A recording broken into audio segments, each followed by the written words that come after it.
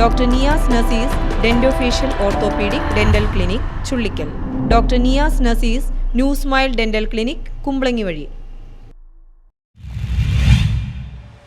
മട്ടാഞ്ചേരി വിദ്യാഭ്യാസ ഉപജില്ലാ സ്കൂൾ കലോത്സവത്തിന്റെ സ്വാഗത സംഘം രൂപീകരിച്ചു.